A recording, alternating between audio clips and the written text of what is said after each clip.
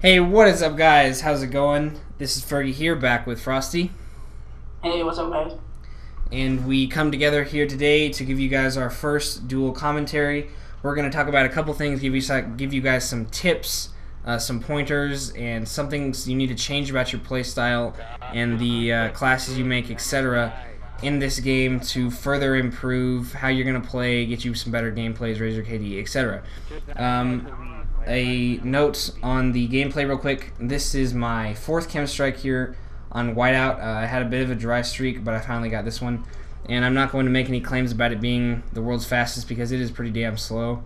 It's probably like 6 minutes-ish. So I hope you guys enjoy it anyway. I did cut the boring parts, and it has some exciting moments in it. But anyway, we're going to get into today's topic. So we're going to give you 5 tips that will hopefully help you improve your gameplay, and we're going to give you some things you need to change about your play style in Call of Duty Ghosts that will get you some better gameplays, like I said a minute ago. So I'm going to let Frosty do his thing here and talk about the first point, the first important thing in this game. Footsteps. Footsteps are really, really important in this game. There's three main things that go into footsteps. Your headset, dead silence, and amplify. Dead silence is probably an essential. I have that in every single one of my classes. I use it all the time. And especially in Search and Destroy, you need dead silence no matter what. Amplify is a perk that is just sound. All you hear in that freaking perk is sound. Their footsteps you can hear them from a mile away. Especially if you have dead silence on, you don't hear your own, so it's really, really helpful. And then, I never really use Amplify, but that's up to you guys. I like other perks for my class. And then if you use a headset, if you have the normal Xbox headset, you're not going to get anywhere. That headset is garbage. So you got to use Turtle Beach, which is what me and Fergie have. We have the same headset, actually. And those are really helpful, because you don't even need Amplify to hear other people's footsteps. They're so loud in this game, it's like ridiculous. Yeah, so those are 2 really important perks. I think this game has the loudest footsteps out of anything, even without Amplify. If you have a decent headset, or I guess if you're blasting your TV speakers, you can hear footsteps from a mile away. But it's always good to have dead silence. I'm going to agree with him that dead silence is better than Amplify, because if anything, you don't want them to be able to hear you. Even if you can't hear them, you don't want them to get the drop on you. So it's better you both be silent than you both be noisy, in my opinion.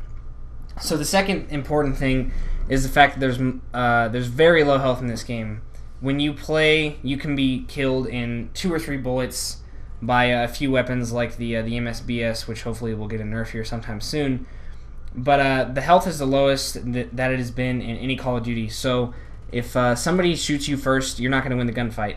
Typically, it doesn't matter how much gun skill you have over them. Your health is just too low. They're going to be able to kill you. If they have an automatic weapon, they only need to hit 2, 3, 4 shots, and you're going to die. So you really need to change up your playstyle, be checking corners, be checking everywhere. Don't let anybody surprise you or make you look stupid. You really have to be aware and on your guard of what's going on at all times. And that also means that you can't be rushing as hard as you could in past games. I, for one, really enjoyed just spawn trapping with a submachine gun on NW3 and Black Ops 2. But that's a lot harder to do in this game.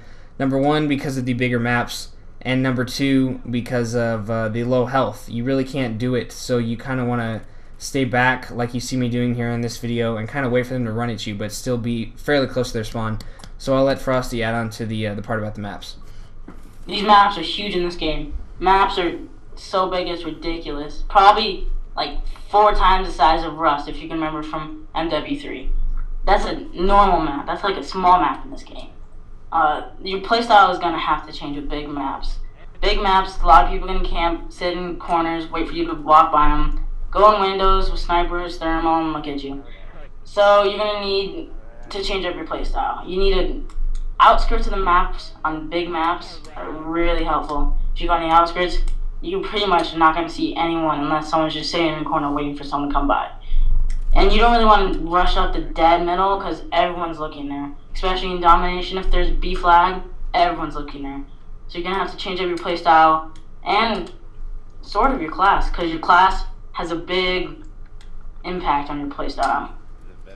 Yeah, the classes are really important, and this is the first game. Well, in my opinion, I'm always the kind of guy who likes using submachine guns and rushing, like I said a minute ago. But this game is very assault rifle dominant. I know I only use one submachine gun, and that's the Vepr, and it probably has the most range. It's kind of like a hybrid. If you're not using an assault rifle, you're going to be at a disadvantage 90% of the time. You're going to be getting in a lot of long-range gunfights, and you can't win. Even if you have enough damage, you're not going to have enough accuracy or enough range with those weapons. So changes to your class are going to be very important. If you're an assault rifle kind of guy, or submachine gun kind of guy, you're kind of gonna adjust and change to the more long-range weapons. And you can still go pretty hard in the paint. I mean, you can still push up pretty hard with them because of the low amount of health. You can there's also advantages to that. You can kill people faster if you know your maps, you know what you're doing, and that just takes time. You have to get adjusted to everything on the maps. And the silencer is also a huge necessity in this game. And just another bad thing about the low amount of health. If somebody knows where you are, they're going to be able to drop you pretty fast. So I use a silencer on every single class, and I'm pretty sure Tristan does too on most of his. But with the new Pick 10 squad point system, you can kind of set up your class however you want right when you prestige or right when you start up the game, because there's no restrictions, there's no requirements. And as you prestige, you're going to have a lot of extra squad points. There are really not a ton of things to buy with the squad points, so you can, if you find some classes that are good, you can really get going with them quickly and get set up and hopefully raise your KDE and etc. And within the next couple days, we're going to be releasing some class videos to help you guys improve, show you guys some good setups that will hopefully get you some good gameplays, etc. So be looking out for those, guys. Thanks for watching. Leave a like if you enjoyed, etc. Subscribe for more. We're going to have a lot of great content coming soon, so thanks.